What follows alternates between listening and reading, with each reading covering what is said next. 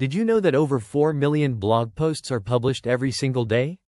When I first heard that statistic, I felt like a tiny fish in a huge ocean.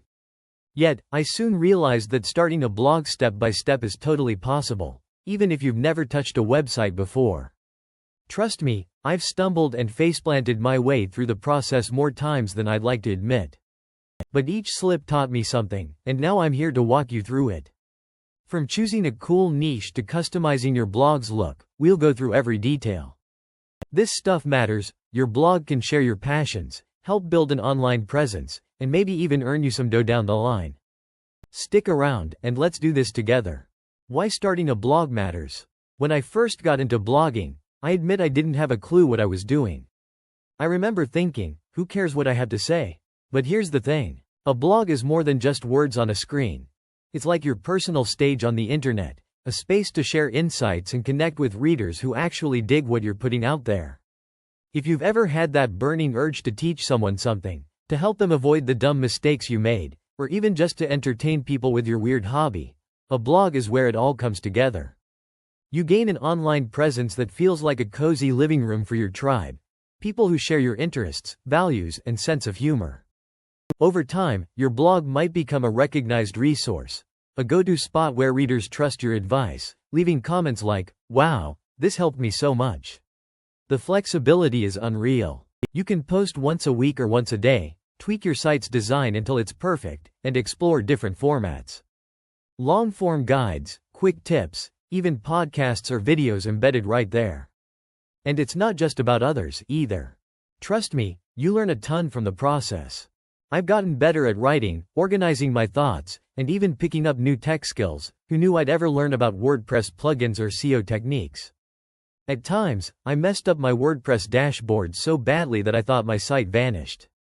I nearly cried, oh man, I broke the whole dang internet. But I figured it out, and those experiences boosted my confidence. There's also that gentle whisper of monetization. Yep, you can earn real cash over time. Maybe you'll join affiliate marketing programs, place ads, or sell your own products. When I first saw a tiny chunk of earnings show up in my account, I was like, holy smokes, I actually made something from my random ramblings. It's not a get-rich-quick scheme, but the potential is there if you put in the effort. Your blog also helps you refine your personal brand identity. Whether you're passionate about vegan baking, 90s hip-hop playlists, or painting old furniture, your blog can position you as an authority in that space. Over time, you build trust, and trust leads to loyalty. People start emailing you asking for advice, or they tell their friends, check out this awesome blog I found. That's huge. That's growth. That's impact. In short, starting a blog matters because it transforms your scattered ideas into a polished platform, helping you shape your voice, grow your confidence, and stand out. Plus, it's pretty dang fun. Sure, it can be frustrating when you're tweaking the design at midnight, or when your first few posts barely get noticed. But if you push through, the feeling of accomplishment is unbeatable. You get to say, I built this from scratch, and that, my friend, is what matters most. Choosing the perfect niche. Brainstorm topics you love. Consider audience interest and search demand. Evaluate competition and growth potential. Niche down for clarity and focus. The niche. Like choosing the perfect ice cream flavor before committing to that big waffle cone. When I first started, I tried to blog about everything. Travel, food, fashion, DIY crafts, alien conspiracy theories. Okay, maybe not that last one, but I was all over the place. The result? Confusion. My readers didn't know what to expect, and honestly, neither did I. To avoid this mega mistake, start by brainstorming topics that genuinely excite you. Don't force yourself into a niche you find dull just because it might make money. If you hate writing about tech gadgets, but you think it's profitable, you'll burn out faster than a cheap toaster. Instead, pick something that gets you talking even when nobody's listening, something that keeps you awake at night because you just have to share that new idea. Maybe it's gardening tips for small apartments, or how to teach your dog cool tricks, whatever floats your boat. Next, consider audience interest. Are there people actually searching for what you want to write about? A quick keyword research session, just pop your idea into Google and see what autofills, or try a free keyword tool, can show you the search volume. If nobody's looking for neon-colored shoelace reviews, you might want to pivot. We're aiming for a sweet spot. A topic you love that also has enough of an audience to make it worth your time. Competition is part of the deal. If your chosen niche is super broad, say, fitness, you'll be competing with giant websites that have been around forever. But if you narrow it down, like bodyweight workouts for busy moms, you might stand out. Niching down helps you speak directly to a specific group, and they'll appreciate that laser-focused help. Over time, as you gain traction, you can branch out to related topics. Don't be afraid to tweak your niche as you go. When I started, I wrote a lot about basic blogging tricks, but over time, I found my readers really loved my posts about affiliate links and monetization methods. So I shifted my content strategy. The key is starting somewhere and being flexible. Like, imagine you start blogging about healthy recipes for beginners, and after a few months, you notice that your healthy breakfast ideas posts get the most love. You can lean into that and become the go-to breakfast blogger. Readers come for your blueberry oatmeal tips and stay for your entire meal plan. Win-win, right? Remember, the perfect niche is one that balances your passion with audience interest and growth potential. It should feel comfy, like a favorite hoodie, and exciting enough that you can't wait to share your next post. Don't sweat it if you don't get it perfect right out of the gate. Niches evolve. Just pick a direction and go. The important part is taking that first step, and you can always refine later. Picking a domain name that clicks. Keep it short and memorable. Avoid trademark issues. Match your brand identity. Make it easy to spell and pronounce. Choosing a domain name is kind of like naming your future baby. It's a big deal and you want to get it right. When I started out, I picked a name so long and complicated that I had to triple-check the spelling every time I typed it. Not a good look. Since then, I've learned a few tricks. First off, shorter is sweeter. A short domain name is easier for readers to remember and type into their browser. It's also less likely to get all jumbled up if someone tries to share it with a friend. Avoid words that can be spelled multiple ways, or you'll spend half your time explaining, no, it's spelled with a double R, not one. Another biggie. Avoid trademark issues. The last thing you want is to pick a cool-sounding name only to get a legal letter from some big brand telling you to knock it off.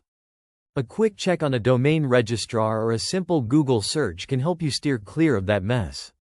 Also, keep your brand identity in mind. If your blog is about nature photography, something like Urban Tech News might confuse folks. Your domain name should give a hint about what your blog's about, or at least not totally clash with the vibe you're going for. It's also smart to consider a .com extension if you can snag it. People naturally type .com, so if you're stuck with something funky like info or .biz, it might be harder for readers to remember. That said, if your dream .com is taken, consider a clever alternative. Just keep it simple and clear. Finally, say your domain name out loud. Does it roll off the tongue, or does it sound like a bunch of nonsense? You want it to be easy to pronounce so people can talk about it in casual conversation without tripping over weird syllables. Don't pick something like ZX Kupler blog and expect readers to remember it. I once spent 3 days trying to settle on the perfect domain, cycling through all sorts of ideas. Eventually, I realized I was overthinking it. Pick something decent, memorable, and relevant, then move forward. Your blog's success won't hinge on the domain name alone, but getting it right can give you a nice head start. Selecting reliable web hosting. Look for uptime guarantees. Prioritize customer support. Consider scalability. Compare pricing and features. When I was a total noob, I didn't even know what web hosting was. I remember thinking, wait, you mean my blog doesn't just magically appear online? Turns out, you need a web host, basically a service that stores your blog's files and makes them accessible to people around the world. Let's talk uptime. You want your blog to be available whenever someone tries to visit. Some hosts boast about 99.9% uptime, which is great. The last thing you want is your site going down right when your new readers try to check it out. Customer support is another huge factor. When something breaks, and trust me, something eventually will, you want a hosting provider with friendly, knowledgeable staff who'll help you fix it fast. I've chatted with support at 2 a.m. before, practically begging them to help me fix a glitch. Thank goodness they were there. Scalability matters because you're hoping to grow, right? Maybe your blog is small now, but what if it takes off? A good host will let you upgrade your plan without a huge hassle. Check if they offer different tiers so you can easily move from a basic shared hosting plan to something beefier as your site gets more traffic. It's like starting small with a tiny apartment and eventually moving into a bigger place. Pricing is important, but don't just go for the cheapest option because it's a few bucks less each month. Sometimes paying a bit more gets you faster speeds, better security, and reliable backups. Cheap hosts might overload their servers with too many websites, making your blog slow. And slow sites drive readers away faster than you can say, "See ya." Also, look for extras like an SSL certificate for security, that's the little padlock icon in the browser, automatic backups, and maybe even a free domain for the first year. Those perks can simplify your life. Before I knew better, I picked a random host without reading reviews. Big mistake. My site crashed often, and I spent hours trying to get it back up. After I switched to a reputable host, everything ran smoother. It was like trading in a rusty old bike for a brand new car. In short, a reliable hosting provider ensures your blog stays online, loads quickly, and offers a safety net of support. Don't overlook this step. Your host can make or break your blogging experience. Installing and customizing WordPress. Use a one-click installer. Choose a mobile responsive theme. Install essential plugins. Customize your site's layout and branding. Installing WordPress once felt like I was trying to disarm a bomb. So many buttons, so many instructions. But guess what? It's way easier now. Most decent hosts offer a one-click install option that sets up WordPress for you. Just press the button, wait a few moments, and boom! You're in the WordPress dashboard, which is basically your blog's command center. Choosing a mobile responsive theme is crucial. People browse on phones, tablets, laptops, you name it. You don't want a website that looks fabulous on a giant monitor but turns into a jumbled mess on a smartphone. When I first started, I picked a fancy theme that looked great on my computer but broke down on smaller screens. The complaints started rolling in. Don't make my mistake. Pick a theme marked mobile responsive. Next, essential plugins. Plugins are like little helpers that add features without you having to know code. There's a plugin for almost everything. SEO techniques, contact forms, spam filtering, page builders, you name it. Just be careful not to install too many because that can slow your site. Focus on what's truly necessary, like an SEO plugin, a security plugin, and maybe a caching plugin for speed. Too many plugins is like stuffing a suitcase full of junk you'll never wear. Customizing your site's layout and branding is where the fun really begins.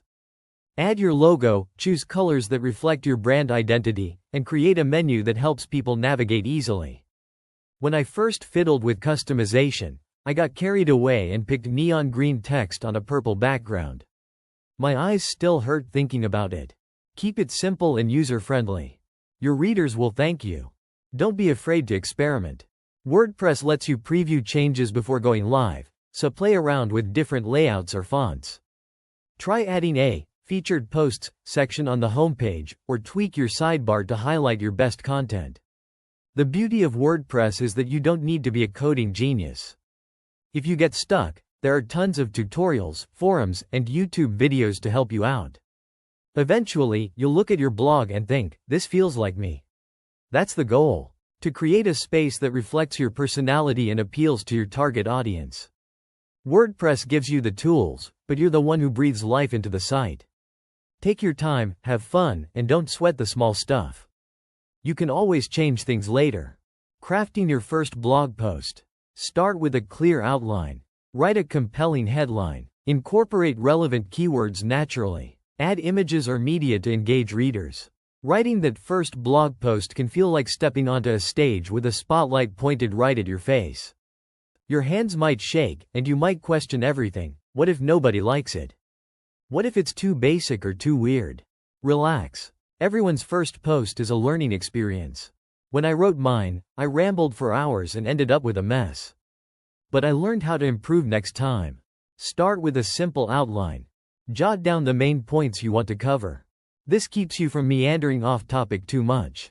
I learned this trick after my first post went off the rails, drifting into random stories that had nothing to do with the main topic. With an outline, you stay focused, making it easier to write a clear and helpful article. Your headline is crucial. A compelling headline grabs attention in search results, on social media, and when people share your link. Try using how to or top tips in your titles if it makes sense. Just don't overpromise. If your title says, "The ultimate guide to something," make sure it's really thorough. Incorporating relevant keywords, like how to start a blog step by step, helps search engines understand what your post is about. But sprinkle them naturally, don't stuff them in every sentence. Trust me, readers can smell keyword stuffing a mile away. Add some images or media. A blog post with just text can feel heavy and dull. A few images break up the content, add context, and sometimes even make readers smile. Just be sure to use images you have permission to use, like your own photos, or royalty-free images from a reputable source. When I started adding images, I noticed readers spent more time on my pages. They scrolled, looked at the pictures, and engaged more with the content. It's a simple tweak that goes a long way. Be yourself. Write in a voice that feels natural, like you're talking to a friend. If you're the kind of person who says, "Dang," or "Heck yeah," then let it show. Don't feel like you have to sound like a stuffy academic. People connect with personality. If you made a mistake early on, maybe you picked the wrong niche or messed up your hosting settings, share that story. Readers appreciate honesty, and it makes them trust your advice. After all, wouldn't you rather learn from someone who admits their goof-ups?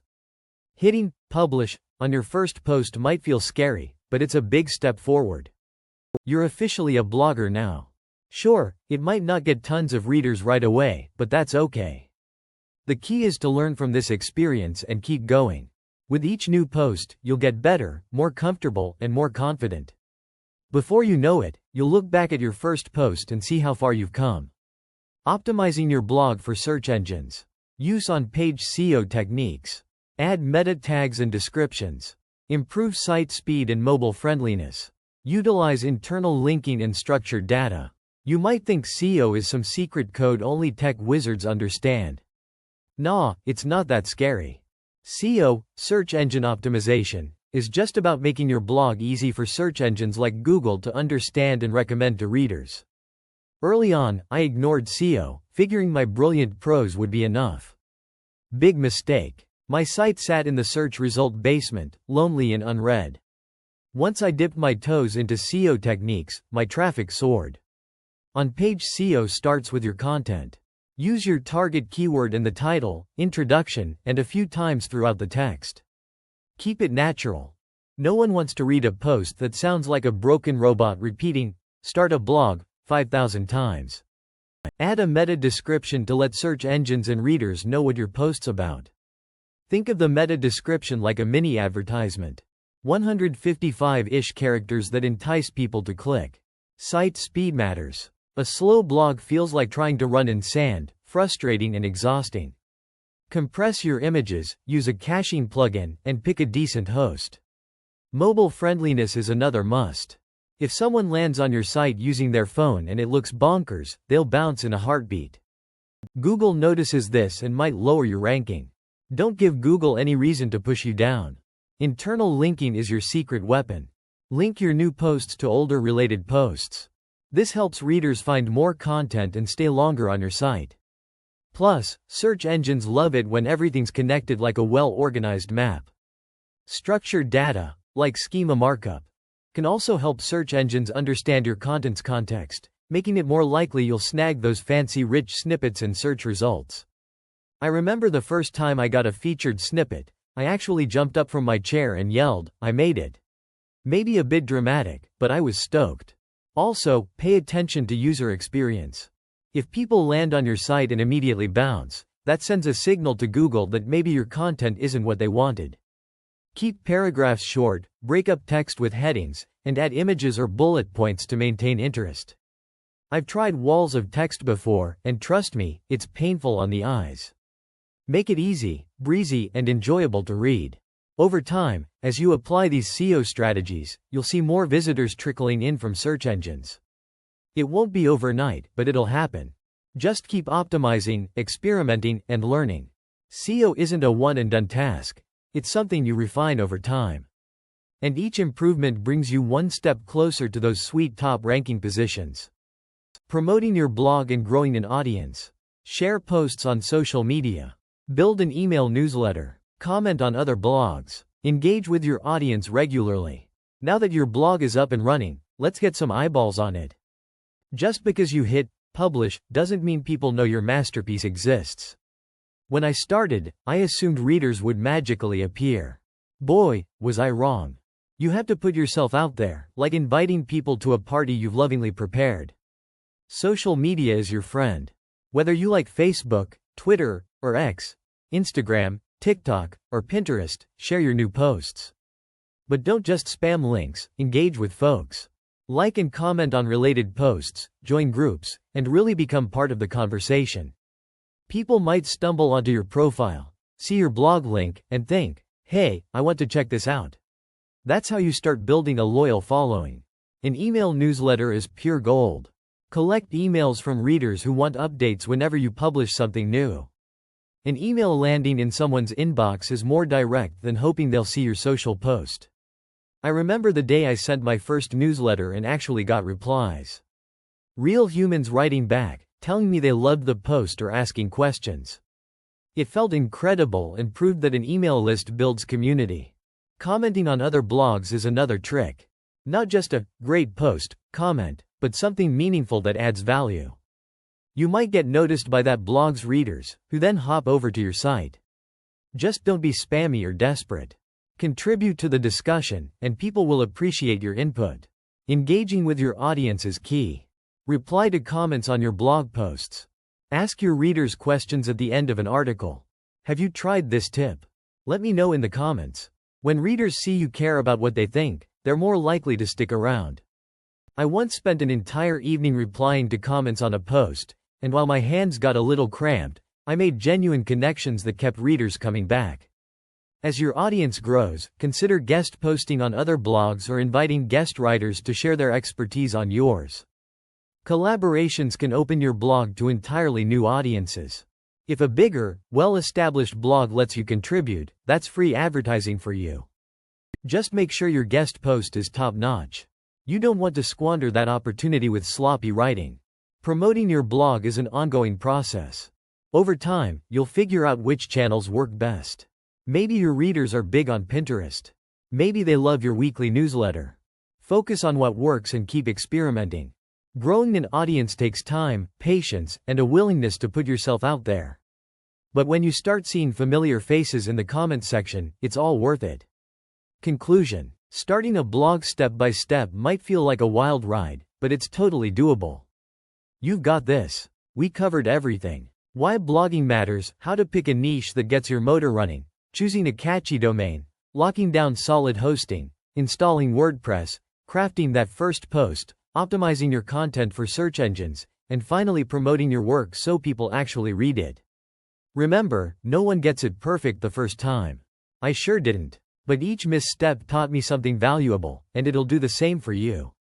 Always keep safety and ethics in mind. No shady tricks or spammy tactics.